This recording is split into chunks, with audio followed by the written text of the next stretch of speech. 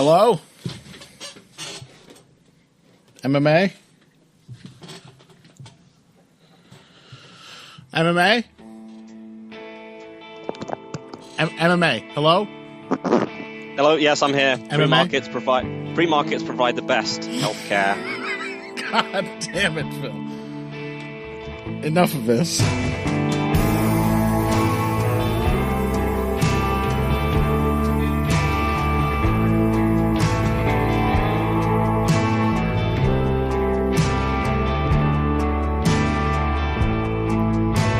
All right. Welcome to the hour-long political debate hour. No, wait, sorry, that's the now traditional Heavy Hands pre-show. This is, in fact, Heavy Hands, and we're going to be talking about, what was it again, Phil? MMA? That is the one. Okay. All right. I can get into that. Okay. So let's see what we got on the docket for today. Coming up this week in the world of MMA is UFC Assuncao versus Moraes 2. And pretty solid card. Maybe not the strongest fight night card. It feels a little top heavy, although I imagine looking at this a little more closely, we'll probably reveal there are some decent matchups, even ones that don't jump out to the eye.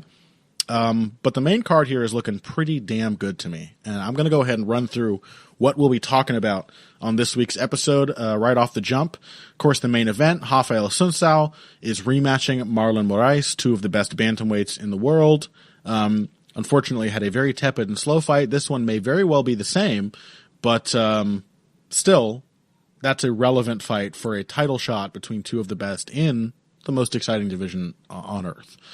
So looking forward to that one. Looking forward to seeing what adjustments they can make.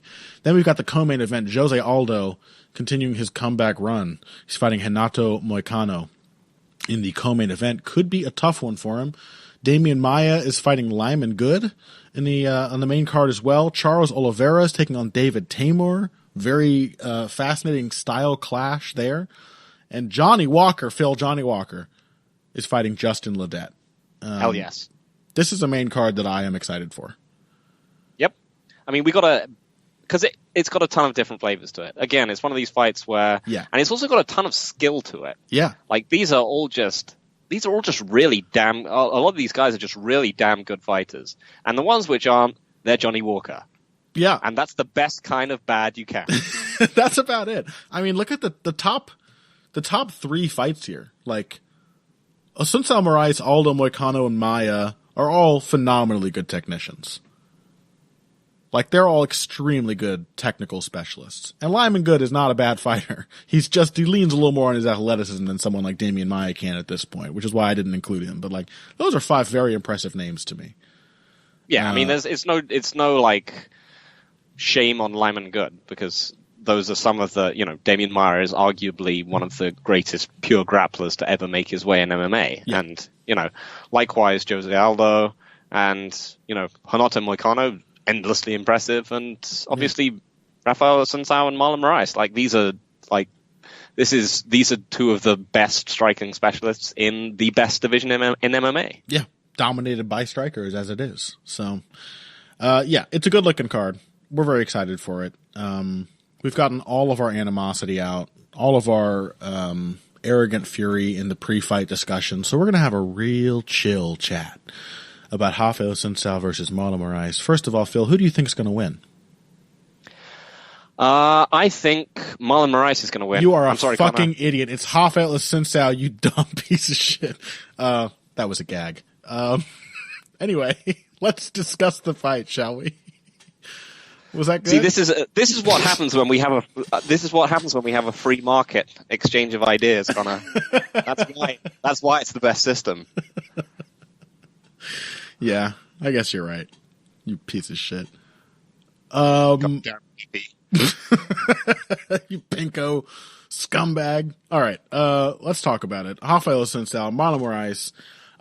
To start things off, I think it's not insane to think that Marlon Moraes will win this. I think most people thought he won the first fight, although let's be real. It was one of those fights, wasn't it? Like, am I recalling it incorrectly? It was one of those fights where there was very little to decide between the two. You mean it was a Rafael Assuncao fight? Yeah, Yes, I mean, was. yeah. To tell the truth, it was.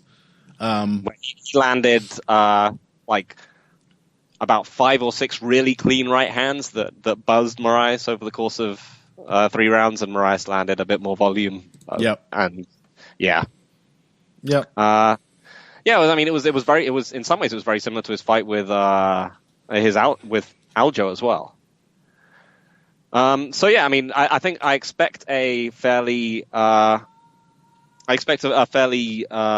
slow-paced fight. Once again, Moraes is going to be trying to kind of open Assuncao up with combinations whilst trying to avoid Assuncao's right hand. I think one of the more interesting aspects of the last fight was the kicking battle. Mm-hmm. Like Assuncao has become, just a really much more comfortable kicker than he has been before. I think if he had purely tried to box with Moraes, he would have been in pretty bad trouble. Mm-hmm.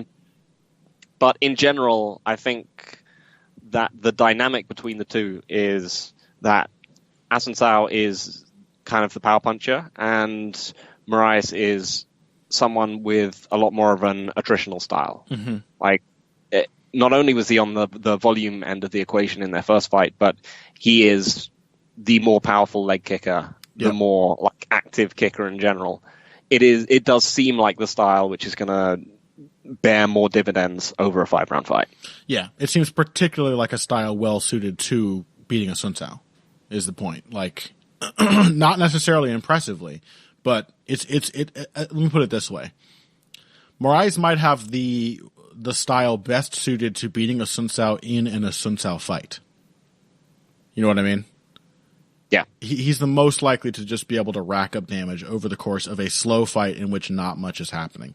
Yeah. I love Rafael Assuncao, man. Like, he's so good. And he's so underappreciated. And being a hipster, that is extra appeal for me. When somebody's not only extremely good, but doesn't get the respect they deserve, I am inclined to support them and ride or die for them.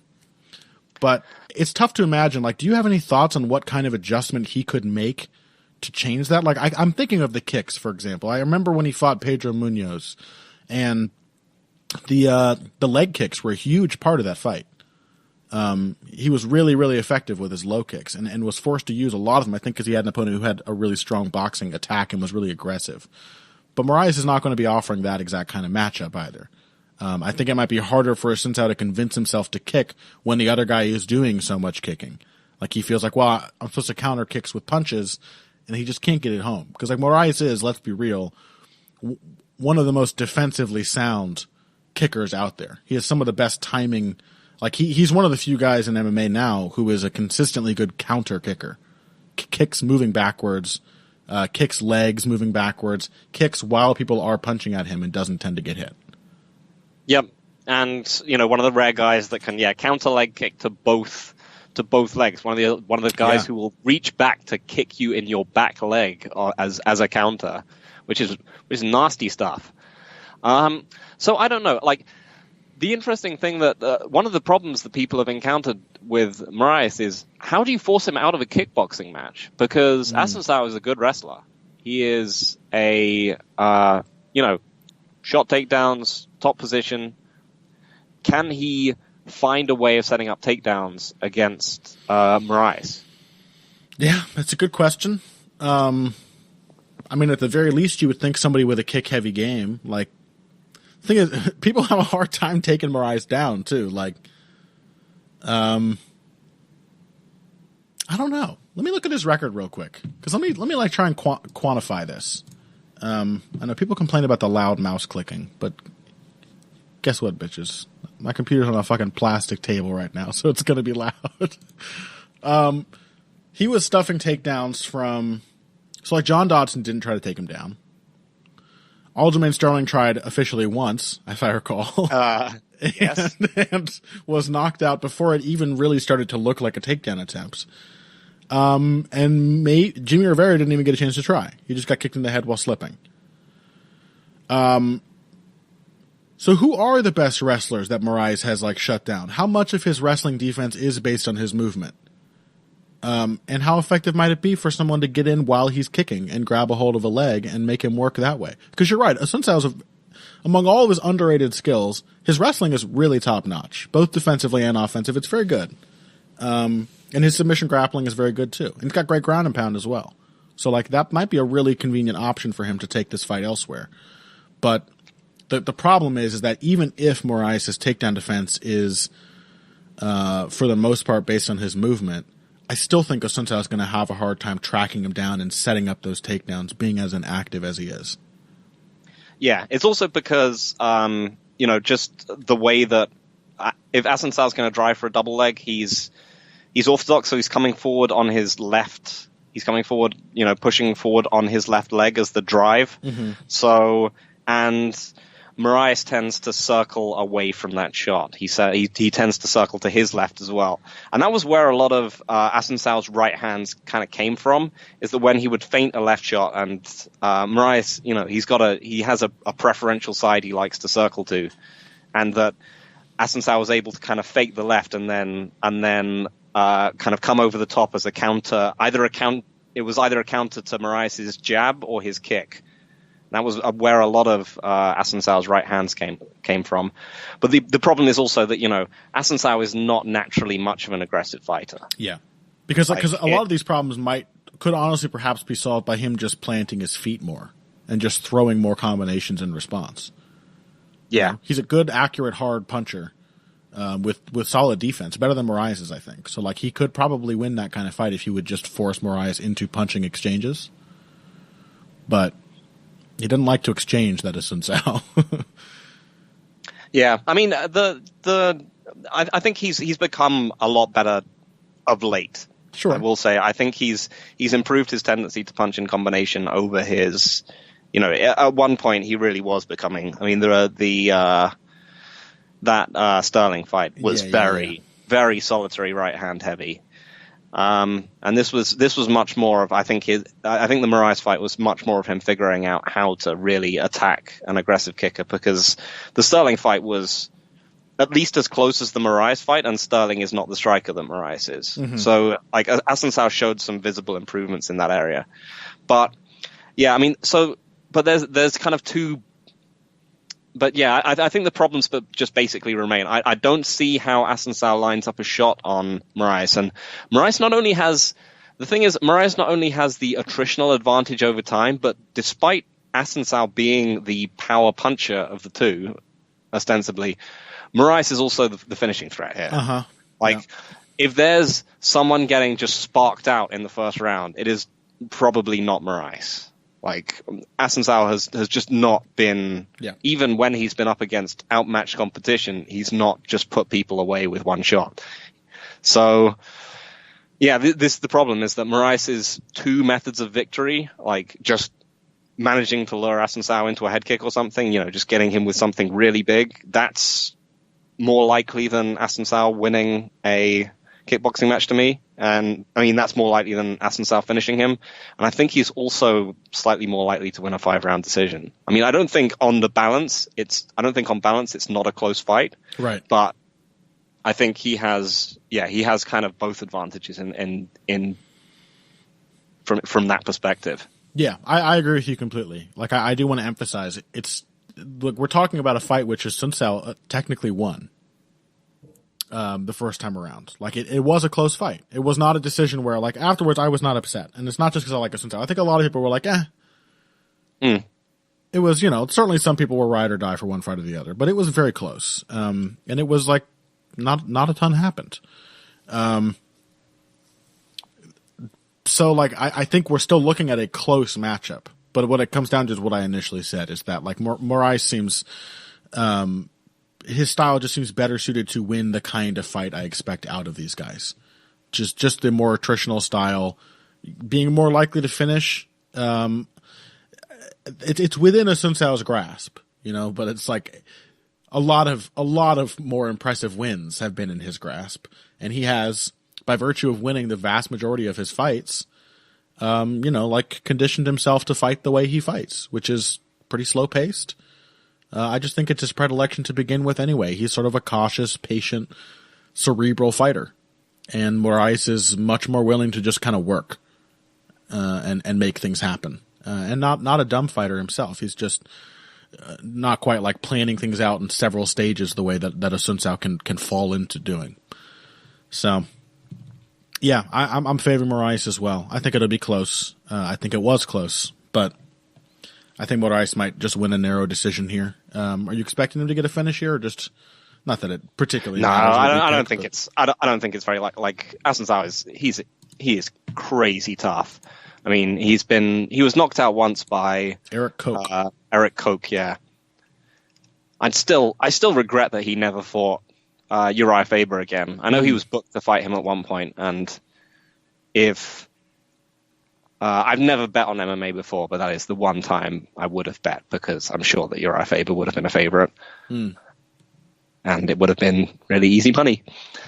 But yeah, I expect a close, well-contested decision. I think Moraes might start. I think Moraes will probably start to pull away more in the later rounds. Yeah, because we're looking at.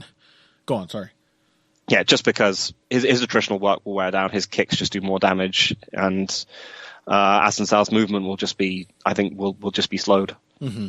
And when we're looking at, like, I agree with you. Assuncao's made some strides. He's made some improvements. He's not just having those Sterling fights over and over again.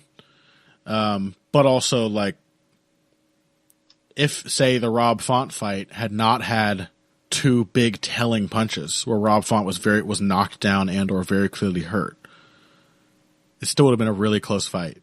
Like, that's the thing. This is the margin that Assuncao is keeping for himself with this style. It's tough to maintain against a really mobile, active, more attritive fighter like Marlon Moraes. So, okay. Why don't we wrap this segment, in fact? When we come back, we're going to start getting into the rest of the card. Again, as I said at the top, Jose Aldo versus Renato Moicano, Damian Maia versus Lyman Good, Charles Oliveira versus David Tamer, and Johnny Walker versus Justin Ledet. All of that madness up ahead. Hey everybody, thanks for listening to this week's Heavy Hands. If you like what you hear, please consider pledging to support the podcast on Patreon. Patreon is basically continuous crowdfunding. You sign up to contribute a certain amount per month to help us with production costs and the like, and in return you get rewards ranging from a mention on the Heavy Hands website to a question or topic of your choice being discussed on the show. We have a lot more in the works to reward you for your help, and we appreciate every contribution. No amount is too small. Just head over to patreon.com and find how you can help out, the only show dedicated to the finer points of face punching. Now let's get back to it. Hello and welcome back to Heavy Hands. We're moving on through UFC Assuncao Moraes 2 and the co-main event. One that I have been I've been really anticipating this one, Phil. I've been very excited. I have also been dreading it, which is often the case when one of my real favorite fighters fights. I don't know. I don't feel so bad for Rafael Assuncao. I love Assuncao almost as much as I love Aldo. But I'm just like, he'll be okay. You know, he's all right. He'll win another fight after this, probably. He's all right. I mean, Jose Aldo is still a very good fighter, too. Let's be real. But I'm talking about Jose Aldo versus Renato Moicano, and you might be able to tell from my tone and all of the borderline depressing things I've already half said about it that I'm kind of feeling like we're at that point now where Jose Aldo is not going to be beating the top featherweight contenders. Like, I think Jeremy Stevens is kind of, no disrespect to the man, but I think he's kind of the bottom rung of what could be considered a top contender at featherweight. Like, what is he, number 6 or something like that? He's like right in that range. He's obviously an elite fighter, but when you start getting into the top 5, the real top contenders, the guys who could be fighting for a title in their very next fight, I'm losing confidence in Aldo's ability to beat those people.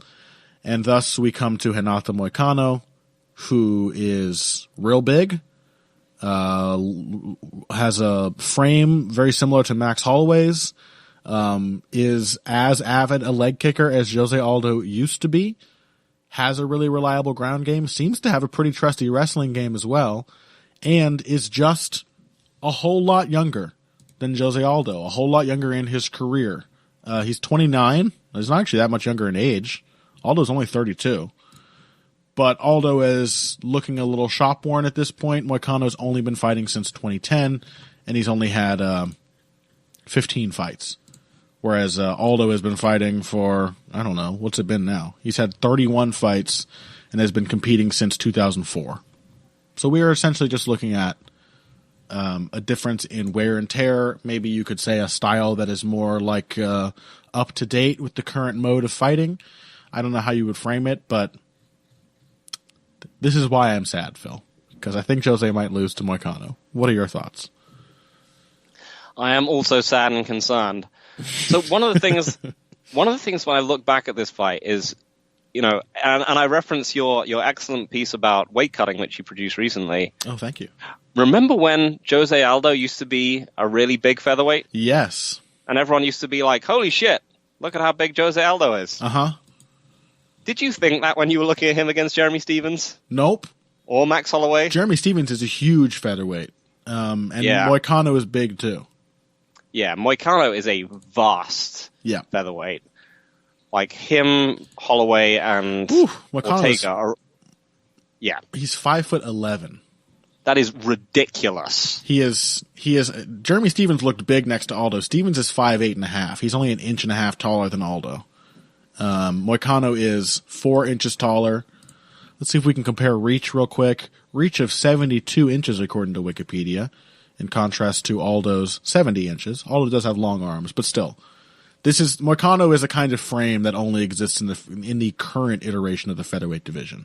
In the Jose Aldo featherweight champ, Frankie Edgar lightweight champ era, Moicano would have been a fucking welterweight. You know what I mean? Like he would be a lightweight at the very least. Yep. And so the question here is, how often has Aldo had to fight against reach disadvantage? Because I think, that's been one of our consistent themes is how much do you get comfortable fighting within the constraints of a certain range of frames? How much do you get used to being the small guy punching up? How much do you get used to being like the, having reach parity or reach advantage? Mm-hmm. And so Renato Moicano is, amongst other things, he's exceptionally good at maintaining distance. And he has developed one of the very best jabs in this division. One of those which can stand alongside Jose Aldo's himself and Max Holloway's, and a different jab to both of those. Yep. He's become really quite exceptional at throwing it and pivoting off it, and being able to throw and hop step as he and just moving off to the side as he's pivoting around his opponent.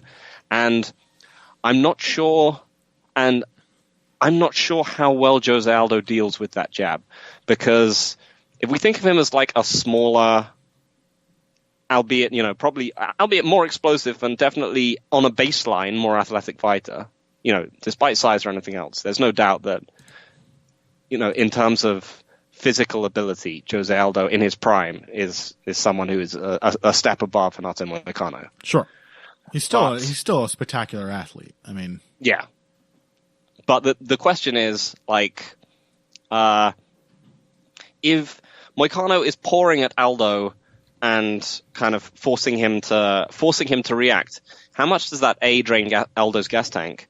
And does Aldo have consistent counters which aren't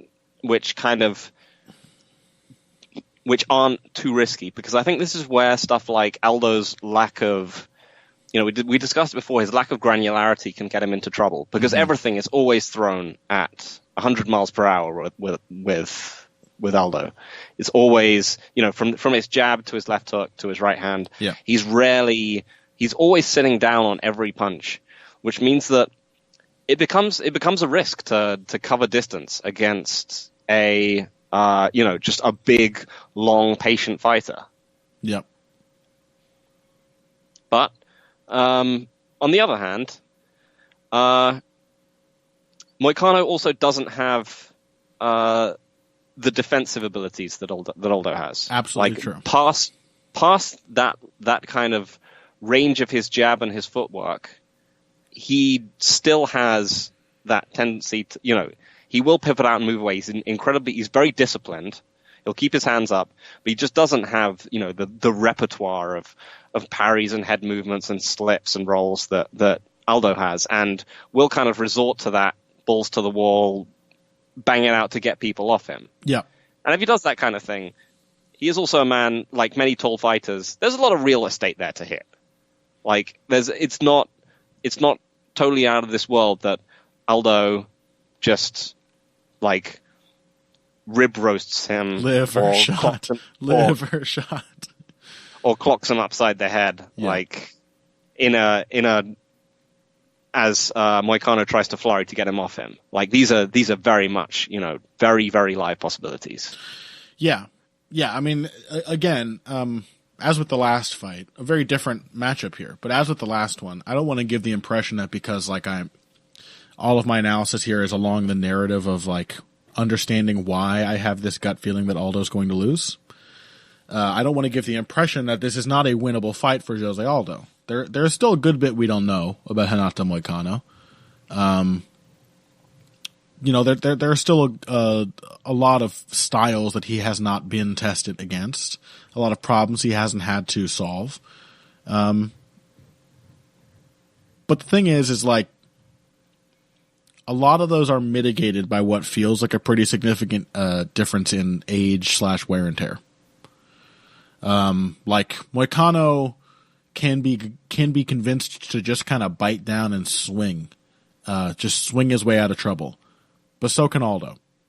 Yep. And Moicano's a lot younger, and has had a lot less wear and tear, and was not, like knocked out 3 times in relatively recent memory. In fact, Moicano went toe to toe with like Jeremy Stevens and Brian Ortega and Calvin Kattar and Cub Swanson. Now, not much happened in the Swanson fight, but still, like, I saw him survive some rough exchanges with those fighters. And what's more, I've seen him survive rough exchanges and then rediscipline himself. Like, that Kattar win still really stands out in my mind, because it was a fight in which Moicano did have difficulties, where Kattar was using some of his tendencies against him, and then he just sort of found a granular way into the fight, and then started to sort of take it over from within. He found a gap in Kattar's attack, started countering him with the low kicks, and the whole approach started to rebuild itself around that new opening. So we're also like, he may be younger, but he's like, he's kind of as smart as a young Aldo was too. Like he may not have that same athletic edge, but he's much bigger. He's as young, at least in fight time, as Aldo was years and years ago.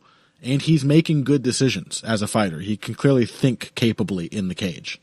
So I just think it's a lot against Aldo.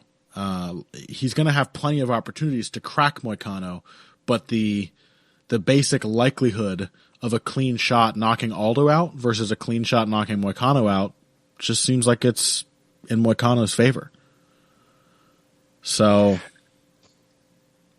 Yeah, I mean, so the question is how much to carry away from that Cub Swanson knockout, right? Because Moicano hasn't really been an amazing finisher. Yeah, true. Specifically, through strikes. He's not a one-punch KO machine. So the question is, like, can he wear Aldo down? And can he, I think, that's the question, right? Is that the Jeremy Stevens fight was very violent, and I think in some ways Jeremy Stevens' success, it was somewhat overplayed. Oh yes, I agree. But it was also a fight where I looked at the pace that it was being fought at, and I found myself thinking, could Jose Aldo have done that for much longer? That's the thing. Is like there's all these factors that it's like anytime I come up with an angle for Aldo to get into this matchup, it's like, well, is it going to be the kind of fight he needs? Like, is it the kind of fight he can win for more than 3 minutes? Like that, it's not just the durability, the youthful durability that helps Moicano out when it comes to that, biting down and throwing back mode of fighting. It's also the stamina. Aldo used to have an easier time of doing that. Like, I think his last hurrah in that regard was the Chad Mendes fight. And even in that one, like, he just sort of got Mendes to gas before he did. What happens if the other guy doesn't gas? And the most recent example we have of that is Max Holloway, who had the beginnings of 2 very even back and forth fights with Jose Aldo. I at least in the first one, I think you could say, I think a lot of people think Aldo won that first round. Oh yeah, no, he definitely did. Yeah. He pretty much won the first 2 rounds, as I recall correctly. Sure. But how likely is it at this point that winning any round for Jose Aldo, if he doesn't get a finish, is more and more of a Pyrrhic victory against increasingly large, young, and durable featherweights? That like merely the effort it takes to win an early round will cost him a finish or a bad losing of the next 2.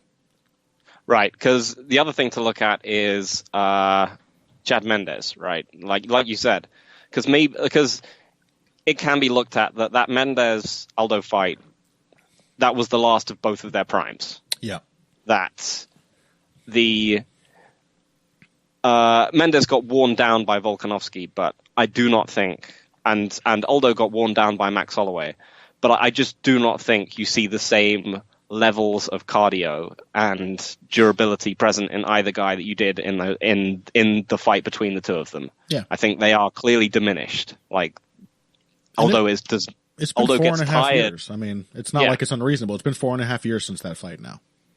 Yeah, and that was the thing. I thought, Mendes had a lot of success against Volkanovski. He badly hurt him, and then he was just done. So I think it's not significantly unlikely that he could hurt Moicano as he hurt Stevens, and then that would be it. His bolt was shot, and he just kind of, we get the sort of Henan Barao thing where he loses the same kind of fight to a slightly lesser level of competition. Yeah. Yeah, it bums me the hell out, but I just think that, frankly, like if I had to give a flat analysis, I think Renato Moicano is just a better fighter than Jeremy Stevens. Yep, I think he's a smarter, more adjustable fighter who can have the kind of knockdown, drag out wars that Stevens has, but doesn't have to and knows it. I'm gonna pick Jose Aldo. What? Why are you doing that? I don't think Moicano likes body shots. Okay. All right. What are you basing that on? Do you have any specific examples? Ortega fight. Oh, that's true. Ortega, he did make him very uncomfortable. That was what turned the fight around, really. He was Moicano, I think, won the first 2 rounds, but as the second round went on, Ortega just started digging him to the body. He resorts to a high forearm guard a lot of the time when he's not swinging back, and I think he's too tall. And Aldo has hit big body shots on everyone he's fought recently, and True. Just the fact that Max Holloway is an insanely durable freak of nature made everyone ignore that. Yeah. Like he hit a lot of big body shots on Max. You absolute maniac. Yep. Aldo all the way. I love you for it. I'm going to pick Renato Moicano, though. This is how I get with my darlings. Like, I'm too fearful. I could not bring myself to pick Aldo in this fight. Say that's colored my analysis, whatever. The counter I would say to that is that Brian Ortega started to land those body shots in the 3rd round. He was landing them throughout. But he really started to double down, after losing the first 2, basically. And it was a lot of volume to the body. Ortega threw a lot of body shots. He didn't just throw like 1 or 2 good hard ones. He really poured it onto the body consistently and had to walk through lots and lots of clean jabs that were bloodying up his face and everything to get there. And still would have lost the fight if not for getting a submission. That Moicano, like, what happens if Moicano chooses to go for a takedown, Aldo shucks it off, but it doesn't lead to an instant guillotine finish? It's like, well, now his body's more hurt, he's more tired, but you lost the first 2 rounds. So I just think Aldo's approach at this point is too reliant on big single strikes. And unless he can finish Moicano with a liver shot, which could happen, that's the way to bring down a tough fighter. You hit him in the fucking liver. But if that doesn't happen, I think it's a slim chance of victory. I think there's just too much else favoring Moicano. So I'm going to stick with Renato. It will undoubtedly be an extremely exciting fight. I have no doubt about that whatsoever. It's going to be nerve-wracking and fun to watch throughout. But that wraps up our first 2 segments. Phil, thank you, by the way. I feel like, I know you won't admit to this. You'll come up with your excuses, but I feel like you did that for me. And one of us has to. If Aldo won and neither of us picked him, it would be shameful. Yes. Thank you. Thank you so much for taking the bullet. I picked Alexander Hernandez badly last week, so one of us has to pick against Donald Cerrone for whatever reason, and one of us has. We'll just hedge our bets every major fight from now. So we can just be like, well, at least both of us weren't wrong. That'd be good. Yeah, we could just make this a politics show. Just cut out the fight analysis. Just do our traditional political argument, and then just each of us pick opposite fighters at the end of each political segment. So you're advocating a kind of fighter centrism. Is that correct, Connor? Yes. Centrists. Right. All right. Let's go ahead and wrap up this first segment. Second segment, my brain is melting. When we come back, we're going to talk about the other three big fights from this card. Damian Maia, Lyman Good. Charles Oliveira versus David Tamer. Johnny Walker. Boy, am I excited for that. Versus Justin Ledet. All of that after this. We have to talk about Bellator at some point, right? Oh, yeah, I guess.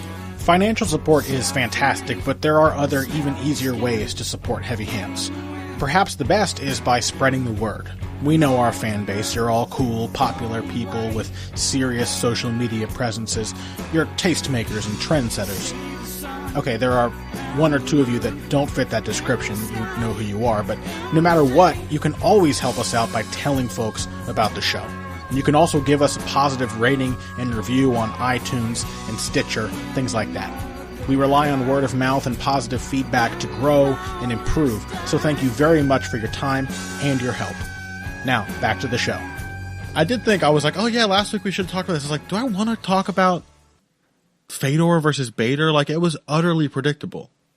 It's clear he's in Chuck Liddell territory and has been for his last several fights. He's been beating even more washed fighters and just getting hurt every single time. Like, he can't take a punch. Bader's going to knock him the fuck out. And he did. Yeah, but how could Ryan Bader beat the last Emperor? Because he's an old man now. That's how it works. That was the thing. Because Ryan Bader has looked so coherent since losing to Rumble. Mm-hmm. The big question was has he turned it all around, or is he just storing up? Is he just storing up mental methane for his last great brain fart? Forget Rumble, forget Ortiz. He's just gonna fucking go out there and get knocked out by the absolute shell of Fedor somehow. That would be incredible. I mean, now that you mention it, Ryan Bader is the perfect person for that to happen to. Right. That was the only thing I was thinking about. I was like, this would be in some way the affirmation of all that is Ryan Bader. Yeah. From a particular perspective. But instead it's a more heartening affirmation. It's a good one where it's oh yeah, this guy has actually turned it around and now he's, number 2 or number 3 pound for pound in the world. Yeah. I mean, at this point I'm not sad for Fedor. I love Fedor, but it's bro, you knew you should have known what to expect. Yeah. You almost got knocked out by Frank Mir, who was gassed after a minute of fighting you. You're not even close to the Fedor of old. He got absolutely clobbered by Fabio Maldonado. Yeah, yes. He lost a fight to Fabio Maldonado. Or did he? Well, he definitely did. And at that point... What about that 10-9 round? At that point, listen, you're not going to lead me astray, all right? I know you are working hand in hand with the Russian government. But, okay, you're a bot, Phil. You're a bot. And that's why you think Fedor won that fight. But listen, he didn't. He lost it. He's going to lose all his fights now, forever. The comeback is over. He's in post Keith Jardine, Chuck Liddell territory. It's gone. So we agree, Krokop would fuck him up now, right? Oh, absolutely. Yeah. Because Krokop is still hanging in there. and is on a bunch of steroids. Yeah. And Fedor does not look like he's on any. Nope.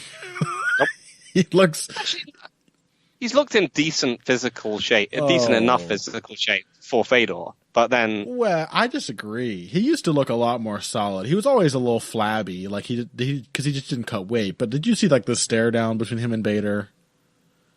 Yeah, that's true. I mean, he looked worse for Bader than he did against Chael. Yeah, he had a real sloppy gut going on. It's like, I mean, especially, I guess it does stand out in stark contrast when you are standing across from Ryan Bader, who is like a mountain of muscular granite, and Fedor just like this flabby little, substitute teacher. Yep. And so, is this the beginning of segment 3? Do you want to just leave this in? I mean, what more? What more do we have? Yeah, why not? Let's do it. All right. Also, Aaron Pico. Yeah, we're doing Bellator, so... Yeah, we're doing Bellator. So that was... I mean, this is an interesting experiment, right? The UFC has increasingly been looking at what happens if you match people up against parity matchups, for instead of, like, the last third of their career, like, the second and third part of their career, or at least their prime. Whereas Pico is basically like, what if you match someone up against parity matchups from the beginning of their career? Mm-hmm. The ultimate Conor McGregor experiment. Yeah. Well, so it's going to be interesting to see what happens. I mean, presumably he's going to burn out horribly quickly, but will he become like good before then? Hard to say. It's very hard to say. He's a very good athlete. He's got 2 extremely good base skill sets. The problems he's having now are not unreasonable problems for a fighter at his level of experience to be having at all. Like, he doesn't understand when it's no longer safe or a good idea to stay in the pocket and keep swinging. And that's fine. Like, that makes sense. I would expect a young fighter to get fucking buzzed in sparring learning that lesson many times before it finally sinks in. But, he's fighting a guy who, like Corrales had, didn't he have, a war with Patricio Pitbull? Yeah, on pretty short notice as well. Yeah, he's fighting a tough... Before he'd gone with the MMA lab, I believe. Yeah, so he's fighting, a tough fighter with really credible experience at the high level who, at the very least, knows very confidently, I can get hurt and still have a winning chance in this fight. Pico, it's totally an experience thing. He's just like, well, I'm going to stick around until he cracks me because I think he's more knocked out than he really is. Yeah, it's also that Pico has developed 0 control skills in any phase. Absolutely true, yeah. Everything is all finishing weapons. I mean, he cracked Corrales and it was like a fucking shovel hook or something. It was like a slip uppercut counter. Yeah. And... yeah, I mean, he doesn't have any, doesn't use his wrestling at all. He's got no ability to control or dictate where the fight goes. He's just confident that he's going to finish the guy, as soon as possible. And it's not really helped by the fact that it sort of reminds me a tiny bit of Tom Duquesnoy, or Duquesnoy, sorry. Duquesnoy. That he's, not actually terribly big for his division either, which means that he kind of has to... he's got slightly less of a defensive... He's got less of a range in which he's safe in. He kind of has to come forward and hit people. Again, this shouldn't be really much of an issue, but it's a combination of a bunch of different things. Yeah. Yeah. I mean, this is the thing. He was still pretty close to winning that fight. Oh, absolutely. But yeah, I mean, he really does need to go back and figure out, jabs are good. Wrestling is useful. Right. That's the thing. It's a lack of any kind of control. I know most people are going to immediately say, he needs to use his wrestling. He obviously should. And I think he himself did say that. I'll talk about that in a moment. But he doesn't have control of himself anywhere in the fight, which is the danger. This will be an interesting test of Bellator matchmaking versus UFC matchmaking, because we know what the UFC does with fighters in this position. They seem to hit a point where they're like, okay, this guy's an action fighter. Just action fights nonstop. Pico has now had another loss after trying to push himself crazily. Will they bring him back against either a more favorable matchup or a much easier opponent? Either or. Both of those things or just one of those things would be great. Or will they... I mean, I don't think they can feasibly bring him back against anyone on Corrales' level. I mean, who would that be? Like Daniel Strauss? Right. Like Brent Primus? Like, these are... that would be genuinely negligent. Yeah, right. So I assume they'll do a better job of bringing him back from the brink. And maybe, like, I'm still not ready to write Pico off. Because, again, like, these are very understandable issues to be having when you're fighting opponents this good, this earlier in your career as such a young man. Like, he went fucking apeshit because he was about to finish a much more experienced fighter, and then he got knocked out trying to do it. It makes sense. That's what experienced, crafty fighters do to you. They take advantage of your misconceptions, because they understand, like, what's really happening in the fight. Even when they appear to be shaken, they still are aware of what's happening. Yeah. But so basically, he learned basically two things in his first two pro losses. The first one being that his opponents can finish him against Zach Freeman. And the second one being that when he hits people with his big shots, they're not going to go away. Right. In fact, that will prompt, the better the fighters get, the more of them that will prompt to fight back harder. Yeah. But yeah, like, it's going to be a test of the matchmaking. I will say, I like the fact that Pico, he came back from that first loss, which people expected might have crushed him mentally.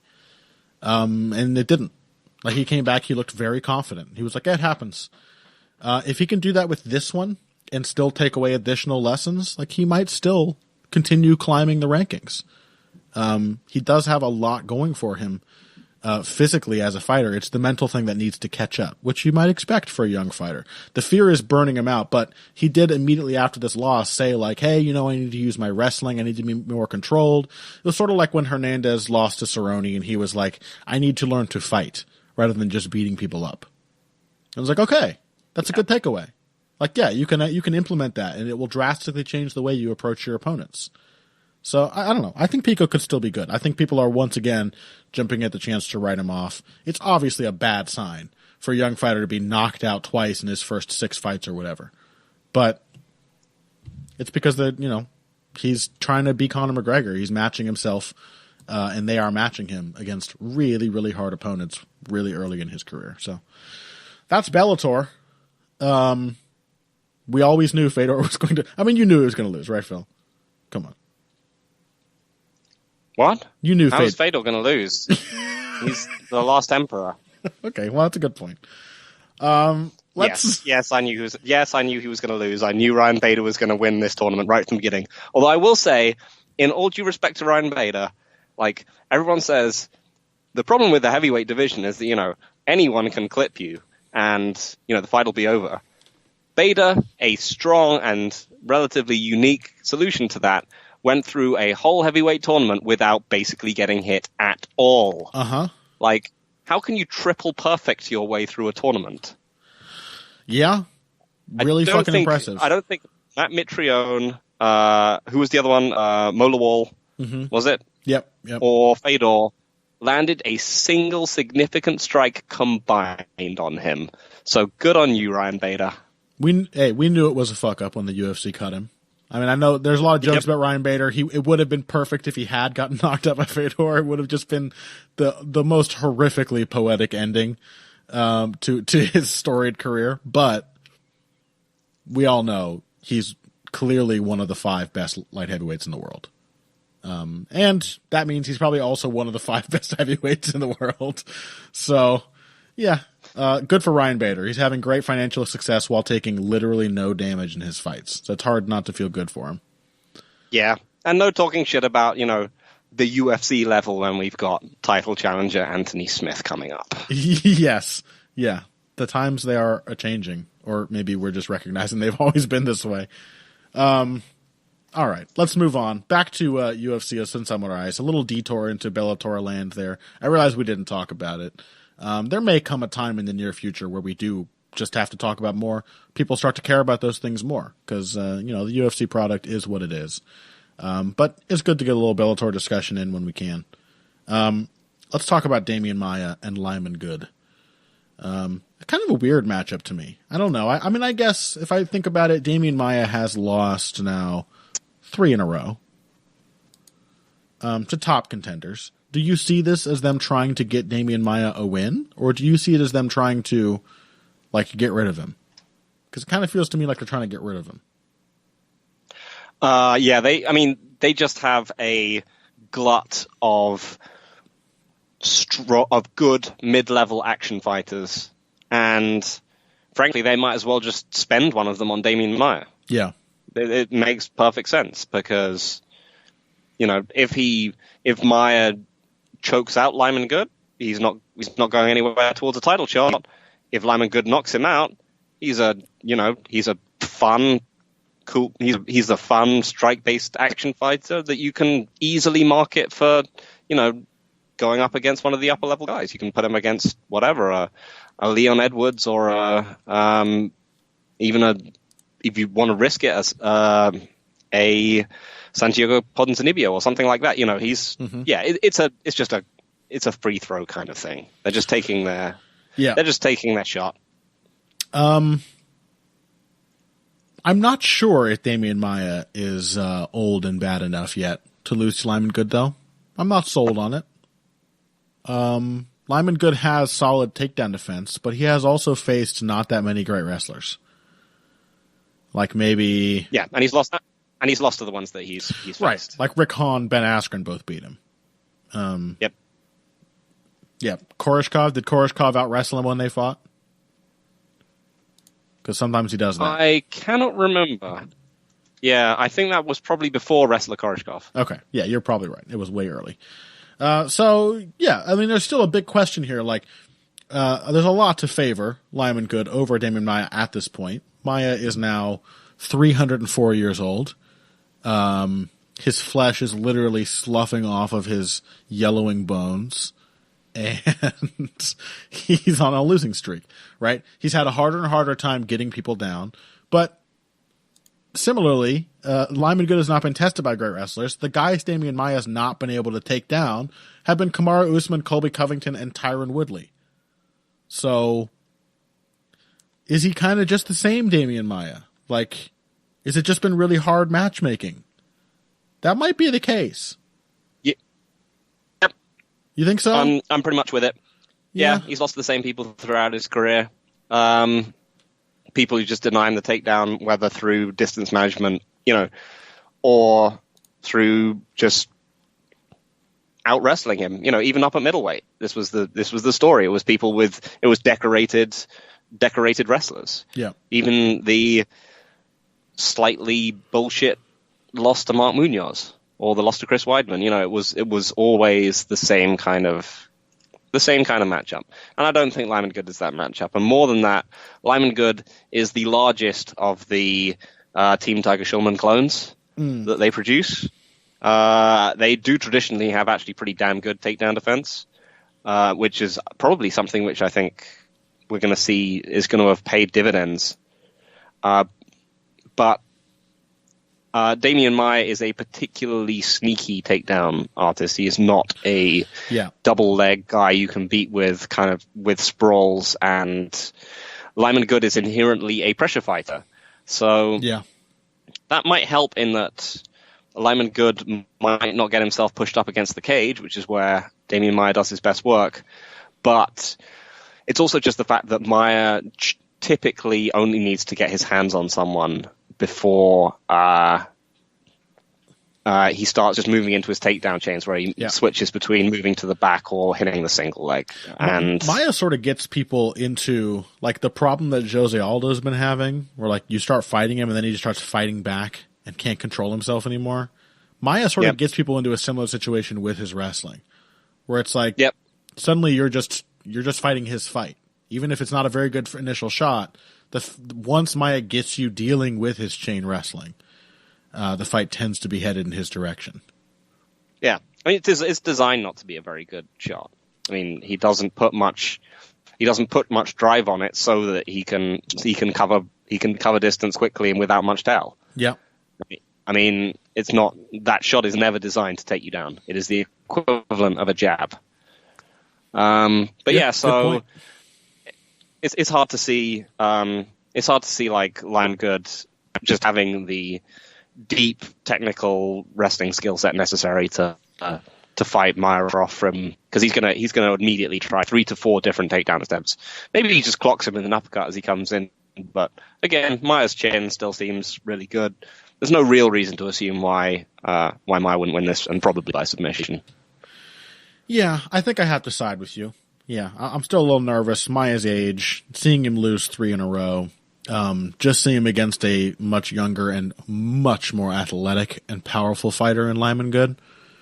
I do have my concerns there, but I think it's a little too easy because of the people Maia has been fighting to have a really negative view of where his skill set is currently. And for years now, it has been his skill set, not his physical ability. For the most part, that's been getting him so many wins. So I think a step down in competition, or at least a change in style matchup, I agree. We'll likely see the return of crusty old, please let go of my leg, oh God, now you're choking me, Damon Maia. So I'll be happy to see it return. Let's try and get through these last 2 real quickly. Lightweights, Charles Oliveira, David Tamer. What is going to happen before the point at which Charles Oliveira, after this fight, asks to go back down to 145?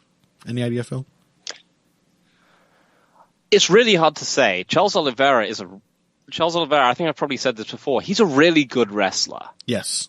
Partially because he does not give a shit. Remember when he just blasted Will Brooks off his feet? Like with ease? Yeah. He's got a great shot. He's a very good... All of his wrestling and grappling skills are really solid, and he's also a very good athlete. Like, I think he seems to be getting stronger as he gets older. Probably being at lightweight helps too. But lately, you look at his shots, and it just looks strong and quick and decisive. Yeah, he's got a great shot. He's got great clinch takedown game. Obviously, the snap down and he tends to attack the neck a lot. This is the thing, that he's completely unafraid of he's able to commit himself to offense entirely in wrestling exchanges, which means that it means that because he's so unafraid of getting reversed or losing position, because he's just going to scramble from the bottom if the other person manages to reverse it. So he just goes for his wrestling like 100%, similar to Fabricio Verdun, but for my money, just a much better pound for pound wrestler. I mean, Will Brooks and Paul Felder, these guys are not easy to take down. So David Tamer is an interesting question. David Tamer is a really good striker. Mm-hmm. And sort of the Jose Aldo mold, maybe a little outmoded at this point. Like he's definitely, Tamer's definitely got the all power. His technique can get really reckless and loose when he's exchanging. It's a lot of like athletic ability, I think, going into his striking talent, like his ability to time things. It's not like we were seeing a lot of like really straight, clean counters with beautiful slips in that fight with Lando Venata, for example. No, it was mostly quite a kind of Thai performance where he just kind of banged in kicks to the body and like big nasty clinch exchanges until Venata wilted a bit. Yeah. So that's an interesting one from this perspective, right? Do you really want to fight Charles Oliveira in the clinch? Will he try and do that? Will he try and contest him in the double collar tie? I think against Nick Lentz, he showed that he was more willing to fight a kind of violent outside fight.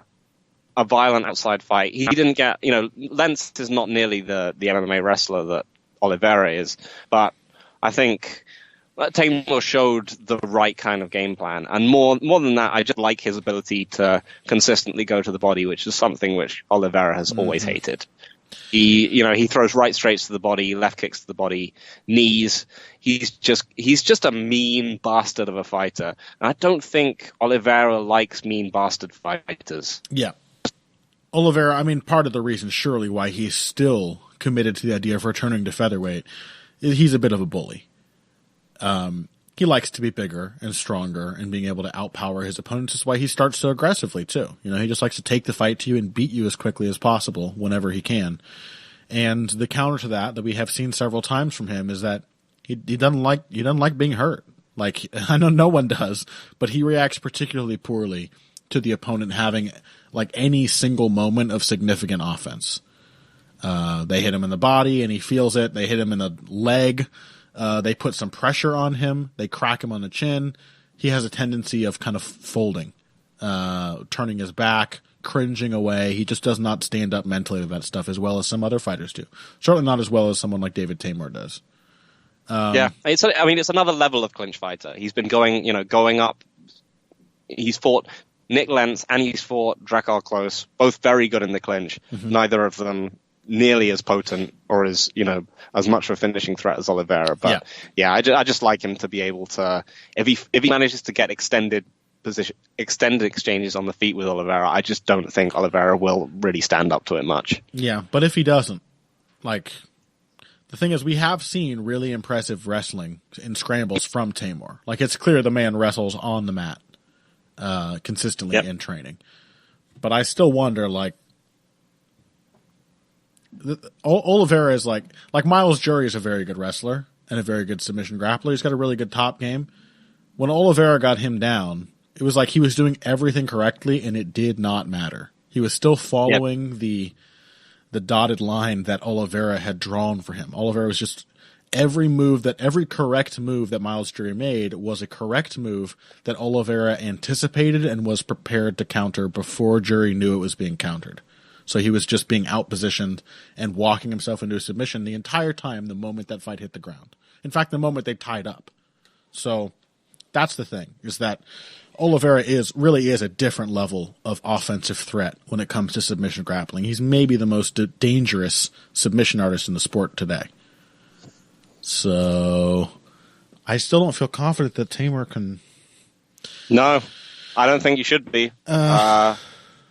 I mean, this is the thing, he took down Anthony Pettis, he took down Ricardo Lamas. Yep. He is a really good MMA wrestler. Yeah, and a lot of Tamer's impressive wrestling has come moments when he has been taken down. Like, I've seen him, he did get taken down by Lando Venati. He popped back up really impressively. But, he had to, like, belly down to pop back up. And those are the kind of moments where Oliveira ends the fight.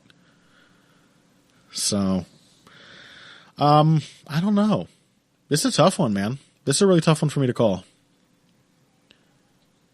Yeah, I mean, if you want to think of another mean, evil fighter that Oliveira surprisingly beat, he also beat Jeremy Stevens. Right. He just, because Jeremy Stevens tried to walk him down, and then Oliveira basically just walked straight forward on him into the clinch and just took him down repeatedly. Yeah, I think you, like, as much as Oliveira has these obvious flaws, like, you do tend to need the right balance of venom and discipline to beat him. And I don't know that Tamer's got a kind of discipline. He's got strategic discipline, I think. Maybe that's enough. He doesn't have a lot of technical discipline. He does allow himself to get into these really wild exchanges in almost every fight. I think I'm going to pick Charles Oliveira. Yeah, I guess I've been leaning in that direction. I don't know. Like, he might just get hit with one body shot and crumple. Like, I still think that's a possibility, but I think this is my body shots card. Okay, all right. And I'm with you on that. I'm just picking them. Yeah, like I totally that totally tracks for me. But I think Oliveira's going to put the pressure on. He's going to get Tamer down, and like I think that he's equally dangerous to Tamer on the ground as Tamer is to him on the feet, if not significantly more so. So. Yep, I can totally see it. All right, let's move on then. Last fight. Do we have anything of real significant import to say, or is this just a fun one to wrap up on, Phil? Johnny Walker, Justin Ledet. Remember when we thought like Justin Ledet could be really good? Yeah. I mean, I still see why I thought that. Yeah. But I feel like I know then you more also about look him at the now. level. Yeah. Then you also look at the level of competition he did it to. Yeah. And you're like, oh, yeah. Yeah, that's then why. You look at how Alexander Rakic didn't look that great in his last fight either. And kind of find yourself thinking, oh yeah, maybe Justin Ledet is just maybe not that great. Maybe light heavyweight is just trash. It's just really bad. Yeah. But that's why we need fighters like Johnny Walker, Phil.